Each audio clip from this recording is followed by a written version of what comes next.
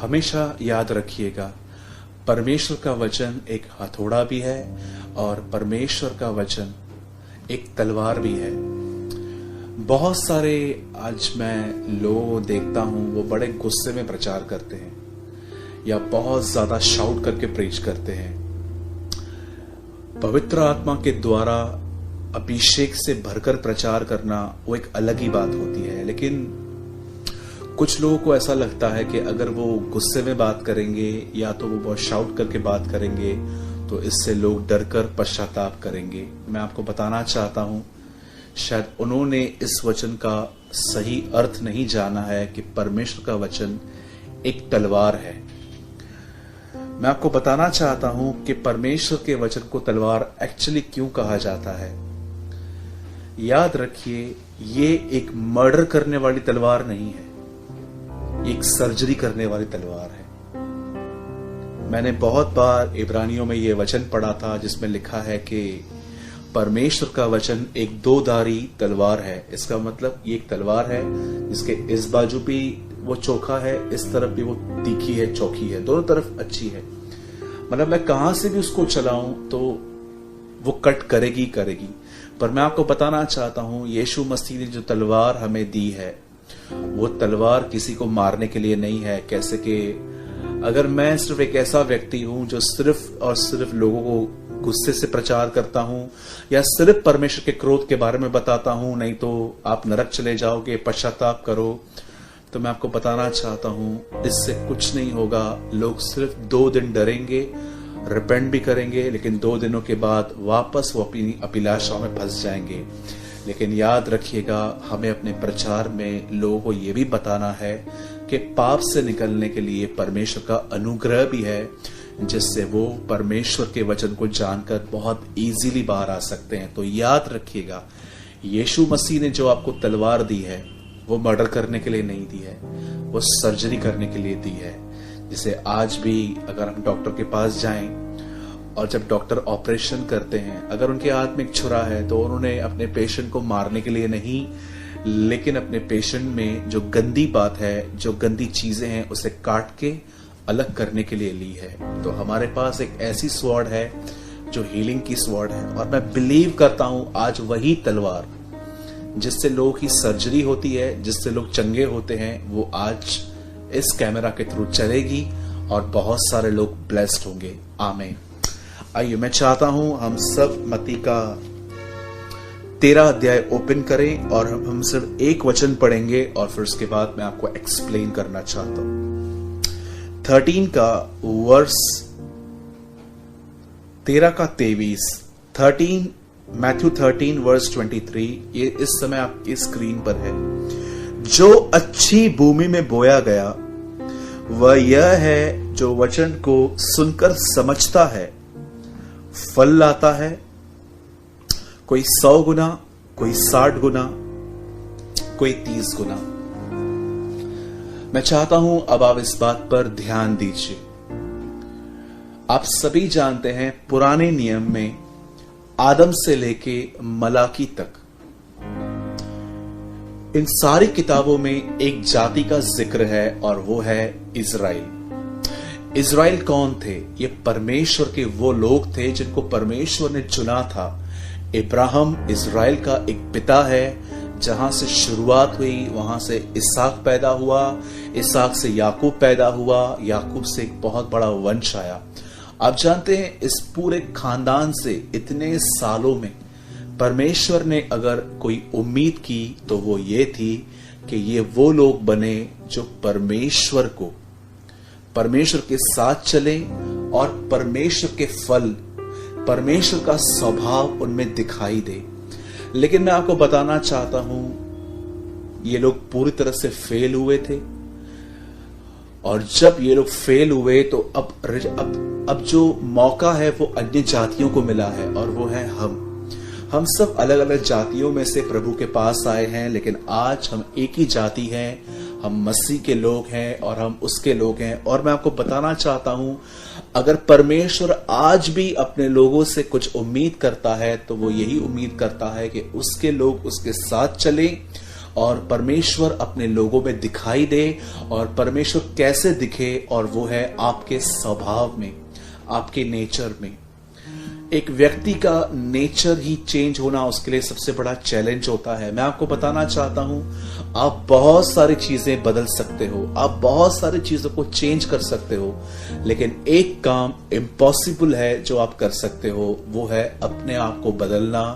अगर आप अपने आप को बदलना चाहते हैं, अपने बात करने के तरीकों को, अपने सोचने के तरीकों को, आपके देखने के तरीकों को, आपके जो मेंटालिटी है आपकी, उसको, तो आप तभी बदल सकते हो जब आप उसके पास आओ जिसने आपको बनाया है, और वो सिर्फ यीशु मसीह है।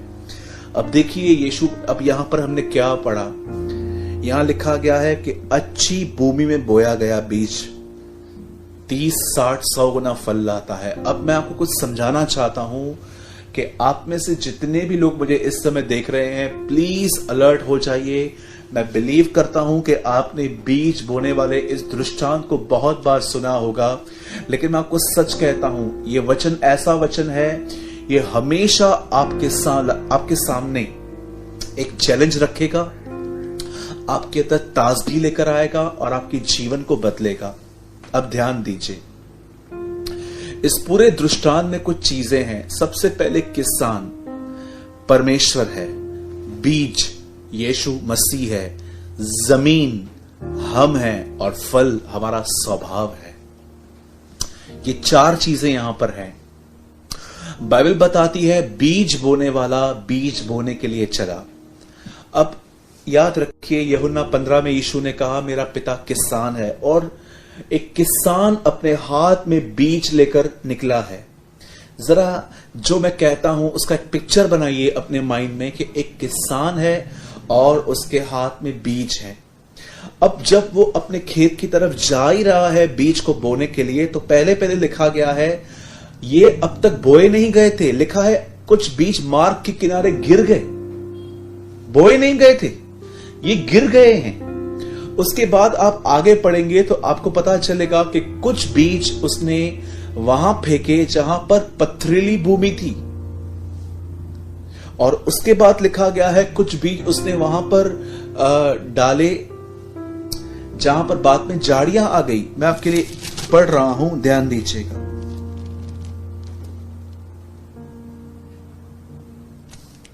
पहले लिखा गया है कि कुछ बीज मार्ग के किनारे गिरे, उसके बाद लिखा है कि कुछ बीज जो है पथरीली भूमि पर गिर गए, और कुछ उसके बाद लिखा है कि वो एक ऐसी जमीन पे गिरे जहां पर झाड़ियों ने उन्हें दबा लिया। मेरे भाइयों, मेरी बहनों, याद रखिएगा, यहां पर परमेश्वर एक किसान है और आप एक जमीन है। बीज यीशु मसीह है जो कि वचन है, और याद रखिए फल जो है आपका स्वभाव है। हम में से बहुत सारे जो लोग हैं वो अपने आप को बहुत बदलने की कोशिश करते हैं। हम चाहते हैं कि हम में फल आए, पर मैं आपको बताना चाहता हूं, हर वो व्यक्ति जो अपने आप में ये महसूस करता है कि मुझे बहुत बदलाव की जरूरत है, मेरा नेचर जो है एकदम एक बैकस्लाइड की तरह है, चर्च के अंदर डिफरेंट है, घर के अंदर डिफरेंट है, ऑफिस के अंदर डिफरेंट है, तो मैं आपको बताना चाहता हूं, सिर्फ ऐसा विश करने पर, ऐसी उम्मीद करने पर कि मैं बदलूंगा, कुछ नहीं होने वाला है। मेरे भाइयों, मेरी बहनों, 15 साल के इस मसीह जीवन के अंदर मैंने बहुत सारे लोगों के बीच में प्रचार किया, और मैं बहुत सारी मीटिंग्स में मीटिंग सुनने के लिए भी गया। हम वहां पर मीटिंग को सुनते थे, हम मीटिंग को एंजॉय करते थे, रोते थे, घुटनों पर आते थे। मैं आपको सच कहता हूं, इतनी बार मैं अल्टर कॉल पे गया, मैंने अपने गुनाह माने, मैंने पश्चाताप किया, मैं इतना रोया, मेरा पूरा रुमाल खराब हो जाता था रो रो के। और जब मैं उठता था मुझे लगता था कि मेरा नया जन्म हो गया है, अब मैं बिल्कुल बदल गया हूं, अब मुझसे पाप नहीं होगा। लेकिन कितनी बार मेरे साथ ऐसा हुआ कि मैंने ये अनुभव किया, लेकिन 2-3 दिन के बाद, 4 दिन के बाद मैं अपने जीवन के वापस उन्हीं बातों में चला गया जो बातें गलत थी। याद रखिए, अगर आप बदलाव चाहते हैं तो सिर्फ और सिर्फ 2 मिनट रोने से कुछ नहीं होगा, 2 मिनट आंसू बहाने से कुछ नहीं होगा। आपको एक प्रोसेस में जाना पड़ेगा। और ये प्रोसेस है जो अब मैं आपको समझाने वाला हूं। हर व्यक्ति आजकल बहुत लोग शॉर्टकट बनाने की कोशिश करते हैं, हर जगह पे शॉर्टकट देखते हैं। उनको लगता है कि एक परमेश्वर का दास आया है, उससे काउंसलिंग ले लेंगे, हम बदल जाएंगे, उसके ऊपर वो हम पर हाथ रख लेगा, हम बदल जाएंगे। अगर यही सब होता तो परमेश्वर पूरी बाइबल के अंदर 2 ही वचन रख लेता, मीटिंग सुनो, हाथ रखाओ, घर जाके बैठ जाओ। क्यों उसने हमें 66 किताबें दी? जरा सोचिए, क्यों उसने हमें एक लाइब्रेरी दी है? क्यों उसने हमें इतनी टीचिंग्स दी है कि एक व्यक्ति ने परमेश्वर की बात नहीं मानी, अदन की वाटिका से निकाल दिया गया। मूसा ने हत्या भी की और मूसा ने इजराइल को लीड भी किया। इब्राहिम ने झूठ भी कहा, लेकिन इब्राहिम आगे चल के एक बहुत अच्छा और विश्वासी भी बना।